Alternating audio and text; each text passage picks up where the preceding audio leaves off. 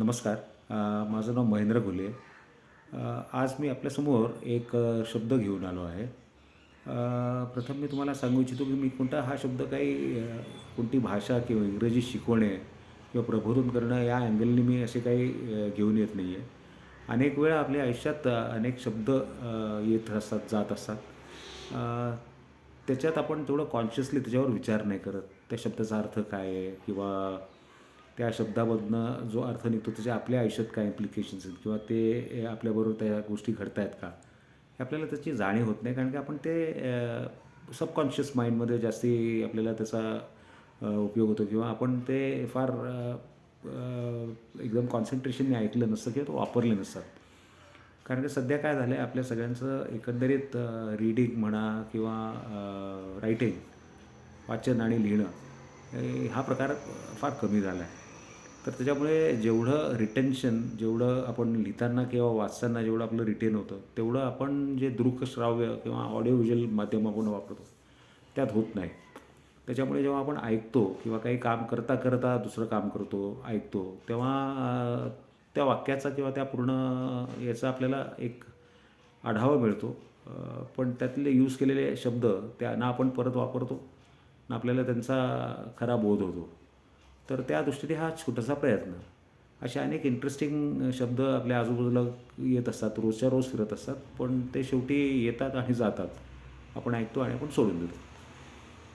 तसाच काहीसा एक शब्द आज मी इंट्रोडक्शन म्हणून घेऊन आलो आहे. कारण काय त्याला म्हटलं तर भरपूर महत्त्व आहे, म्हटलं तर नाही. तो शब्द आहे प्रोक्रॅस्टिनेशन. हा शब्द मी तुम्हाला त्याचा अर्थ शिकवत नाही, पण let's try to understand it. आणि प्रत्येकाने आपल्या आयुष्यात या गोष्टीचा अनुभव घेतला असेल. कधी ना कधी ते होतं. अगदी फारच क्वचित अशी लोकं असतात जी अगदी सगळ्या गोष्टी डिसिप्लिन्ड किंवा परफेक्ट मॅनरमध्ये करतात. कधी ना कधी आपल्या आयुष्याबरोबर घडलेलं असतं. तर प्रोक्रॅस्टिनेशन ऐकायला जरी हा फार टेक्निकल शब्द वाटला, तरी खऱ्या अर्थाने आपण जर सिंपल आयुष्यात जर त्याचा अर्थ घ्यायचा किंवा समजायचा झाला, तर त्याचा अर्थ आपण असं म्हणू शकतो, की एखाद्या गोष्टीला टाळाटाळ करणे, चालढकल करणे किंवा कोणत्याही गोष्टीला असं जाणीवपूर्ण विलंब करणे. कॉन्शियसली त्याला आपण पोस्टपोन करणे. हे साधारणतः ढोबळ स्वरूपात या शब्दाचा अर्थ आहे.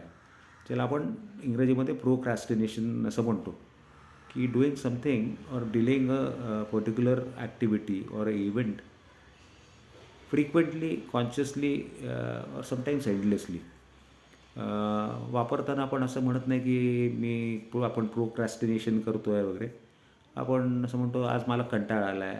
आज फार दमलो आहे. आता ही गोष्ट आज नको, उद्या करूया, परवा करूया. I am feeling very lazy. I am not feeling like doing it. और I am not wanting to do it at this moment. I am not in the frame of mind." असे आपण अनेक त्याला कारणं काढून तो ढकलत असतो. हा त्याचा सिंपल अर्थ आहे. पण बरेचदा काय होतं, आता आपल्याला अर्थ जरी याचा आता आपण समजलो, तरी याचे इम्पॅक्ट्स पण समजून घेऊया. मी काय कोणतं सायकॉलॉजीचं लेक्चर देत नाही. पण साधारणतः इन डेली लाईफ जे होतं, त्याला एकदा आपण परत एकदा कदाचित ऐकलं आणि विचार केला, तर आपण रोजच्या रोज हा विचार करू शकतो, की आपण आपल्याबरोबर घडवतो आहे का किंवा आपल्यामुळे हे कोणाबरोबर घडतं आहे का? अनेकदा याचे बरेच दुष्परिणाम पण होतात लोकांच्या करिअरमध्ये, आयुष्यामध्ये, पर्सनल लाईफ, प्रोफेशनल लाईफ. की एखादी गोष्ट आपण एंडलेसली ढकलत जातो, पुढे सरकवतो. मग आपल्याला असं वाटतं, अरे काही वर्षांपूर्वी मी जर समजा एखादा नवा कोर्स केला असता किंवा मी ते सॉफ्टवेअर अपग्रेडेशन किंवा जे सॉफ्टवेअर शिकायचं होतं, मी त्याच काळात शिकलो असतो, तर आज मला पुढचं प्रमोशन मिळालं असतं किंवा आज मला नवं डेव्हलपमेंट काही करता आलं असतं किंवा आज AI ही इंडस्ट्री इतकी पुढे चालली आहे, तर मी त्याच्याबद्दल आधीच कॉन्शियस असतो, तर का नाही? हे फक्त टेक्नॉलॉजी संदर्भात नाही, अनेक क्षेत्रांमध्ये की आपण काही गोष्टी आपल्याला जेव्हा करायच्या असतात, तेव्हा आपण करत नाही. आजचं, उद्या, कारण काय रोजचं आयुष्य आपलं चाललं असतं. पण ते होण्यामागची पण काही कारणं असावीत. त्यातली काही आपण प्रमुख कारणं समजायचा प्रयत्न करूया आणि त्यानंतर माझ्याकडनं मी एंड करतो. त्यातलं एक प्रमुख कारण असतो, जसं मी तुम्हाला म्हटलं, दॅट इज लेझीनेस, आळस. आपल्याला एखादी गोष्ट आपल्याला माहिती आहे, आपल्याला गरजेची आहे, आपल्याला ती करणं भाग आहे, पण आपण ती ढकलतो. त्याला काही ठोस असं कारण नसतं. आपल्याला असं वाटतं आज ढकलावं, आजच्या जागी आपण उद्या करावं. आपण स्वतःलाच फसवत असतो इन शॉर्ट. तर ते एक कारण आहे. दुसरं आहे की आपण आपली स्वतःवरचा विश्वास, म्हणजे आपल्याला असं वाटतं की ही गोष्ट आपल्याला करायला पाहिजे, लोकं करत आहेत, लोकांना जमतं आहे, आपल्याला जमेल का? आणि त्या एका पर्टिक्युलर भावनेमुळे आपण ती गोष्ट करायचं टाळणं. त्याला एका अर्थाने काय म्हणू शकतो आपण, आपण स्वतःलाच स्वतःपासून टाळणं, आपण असं म्हणूया. तिसरं आहे की फिअर ऑफ सोसायटी. एखादी गोष्ट आपण आयुष्यात कधी प्रयत्न केला नसतो, एखादी टास्क आपण केलं नसतं. ते टास्क पहिल्यांदा करायचं असेल तर ते फर्स्ट टाईम तिकडे जाऊन किंवा पहिल्यांदा तिकडे जाऊन अपिअर करणं, याचा जो एक म्हणायचं तर न्यूनगंड किंवा एक फिअर जो असतो मनात, त्याच्यामुळे आपण एक सोशल प्रेशर येतं, त्याच्यामुळे आपण तो अवॉइड करतो. जसं की तुमच्या आयुष्यात समजा तुमच्या करिअरमध्ये लीडरशिप क्वालिटीज लागणार असतील, कदाचित तुम्हाला चांगले प्रेझेंटेशन्स करण्याने तुमची चांगली काही पुढे ग्रोथ होणार असेल, पण ते तुम्हाला येत नसेल, तर ते करण्याचा प्रयत्न करणं, त्याच्यासाठी काही आपण स्टेप्स घेणं. ते आपण स्टेप्स न घेता त्या स्टेप्स ज्या महत्त्वाच्या असतात त्या आपण टाळतो, कारण की ते आपल्याला आतल्या मानसिकदृष्ट्या आपल्याला वाटत असतं ते अवघड आहेत. मग काही बाकीचे डिस्ट्रॅक्शन्स जे आपण म्हणतो, अनेक लोकांकडे अनेक स्किल्स असतात. कधी-कधी कोणत्या एखाद्या गोष्टीवर आपण जास्ती फोकस करतो, दुसरीकडे करत नाही. किंबहुना दुसरंही तेवढंच चांगलं असतं, पण आपण ते होन अप करत नाही. आपल्याला वाटतं ह्याच्यात आपलं चाललं आहे, पण later in life may be काही इकॉनॉमिक ट्रेंड्स चेंज होतील, काही होईल, आपल्याला माहीत नसतं. त्याच्यामुळे it's always better to also maintain the other skill. तर त्याच्याकडे आपण लक्ष देणं, ते एका गोष्टीमध्ये आपल्याला बराच फायदा होत असतो, त्या कारणाने आपण ही गोष्ट माहीत असून देखील ढकलत असतो. आणि सगळ्यात मोठा ॲक्च्युली असं बघितलं आहे की याचा एक मोठा एक ऑडियन्स आहे, जो याच्यामुळे ज्याला फार नुकसान होतं. खरं म्हटलं तर ते लोकं त्यांच्याकडे क्वालिटी म्हणून बघतात, पण over a period of time असं होतं की त्यांची ती त्यांची क्वालिटी असते, ती त्यांची आउटपुट कमी करण्यामध्ये कारणीभूत ठरते. त्याला म्हणतात परफेक्शन. काही लोकं एखादी गोष्ट अगदी टापटीप किंवा एकदम परफेक्ट जोपर्यंत होत नाही किंवा आपल्याला येत नाही किंवा करत नाही, तोपर्यंत ते करतच नाहीत. ती करण्याचे एफर्ट्स किंवा चान्स घेत नाहीत. आता actually they are the ones who are hit the most. त्यांना त्याचं सगळ्यात जास्त नुकसान होतं, कारण काय कधी-कधी त्यामुळे काही प्रोजेक्ट्स वर्षोनवर्ष किंवा महिनोन-महिने पोस्टपोन होतात. तर याचं सोल्युशन काय? सोल्युशन्स जर तो एका प्रमाणाबाहेर ही परिस्थिती गेली, तर बेसिकली त्याचं नुकसान फार होऊ शकतं. त्याच्यामुळे त्याचं सोल्युशन एवढंच आहे की आपण nothing is outdated or too late. We can always start it. तर जी गोष्ट आपण मिस करतो आहे आपल्याला वाटलं, तर आपण ती करायचा प्रयत्न किंवा चालू करणं, 1 दिवसातनं 1-2 मिनटं 4 मिनटं काढू शकतो का आपण बघावं. आपण सगळे हुशार आहोत, आपल्याला सगळ्यांना माहिती असतं की आपल्याला काय करायचं आहे, आणि एक इनर सेन्स जी असते आपली, ती आपल्याला सांगत असते की आपल्याला ही गोष्ट गरजेची आहे, करायची गरज आहे, भाग आहे. तर तो आपण ते राईट मोमेंटला आपल्याला वाटलं, इनर कॉल आला की आपण ते करायला लागावं. भले छोट्या स्टेप्स घ्याव्या. भाषा असेल शिकायची तर दिवसातनं 1-2 शब्द किंवा 1-2 लाईन्स, कधी काही प्रोग्राम छोटे-मोठे बघावे, त्याच्याबद्दल विचार करावा, वापरायचा प्रयत्न करावा, ती भाषा, तो शब्द प्रत्येक आपल्या आयुष्यात. सेकंड, त्याच्याबद्दल काय करू शकतो आपण, तर ती जी गोष्ट आपण चालू करतो त्याचं टाईमली आपण त्याला मॉनिटर करायचं, त्याचा कितपत ग्रोथ झाली आहे, फायदा झाला आहे. तुम्हाला एक लक्षात येईल की आपली बँक वाढत चालली आहे. म्हणजे एक शब्द रोज जरी तुम्ही नवा घेतलात तरी महिन्याच्या अखेरीस जरी आपण रोज नाही केलं तर 25 ते 30 शब्द आपले जमतात. वर्षाअखेरीस 250. तो it's is a big jump.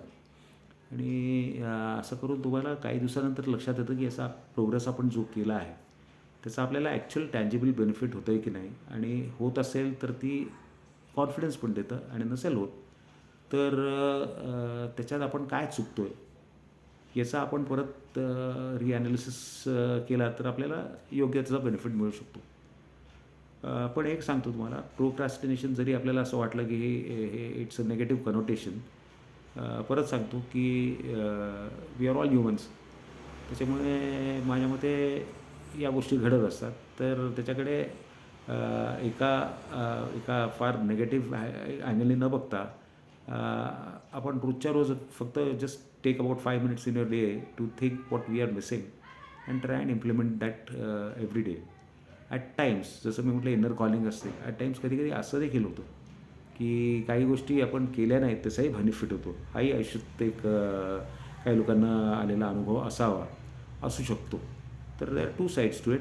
But ज्या गोष्टी आपल्या कंट्रोलमध्ये आहेत त्या आपण करू शकतो. ज्या आपल्या कंट्रोलमध्ये नाही आहेत, ते आपण नाही करू शकत. त्याच्याबद्दल आपण काय करू शकतो. तर ज्या कंट्रोलमध्ये आहेत, की आपल्याला काही चांगलं करता येईल हे आपल्या कंट्रोलमध्ये आहे. तर करावं, करायचा प्रयत्न करावा हे आपल्या सगळ्यांच्या दृष्टीने उत्तम. That's about it. हे माझ्या साईडने मला वाटलं मी शेअर करावं असं मला वाटलं. कदाचित मी बरोबर सांगत असेन, कदाचित त्याच्यात काही त्रुटी असतील आणि तुमचे अनुभव काय वेगळे असेल तर तुम्ही माझ्याबरोबर शेअर करू शकता. You can write back to me.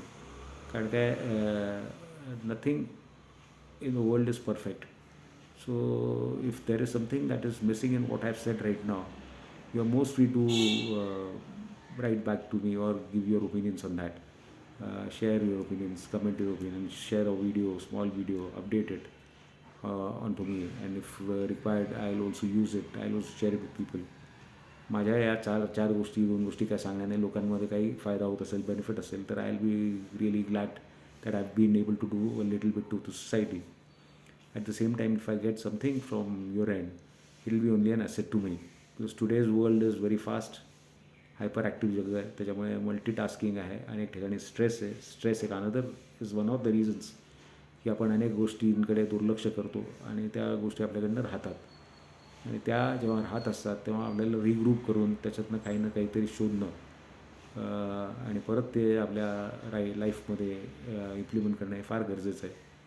So I wish you all and wish myself also all the best for maybe taking some initiatives, working hard. Probably we'll work together to this aspect. If you have some things to share, please share along with me. And let's make the world a better place to live. Thank you very much.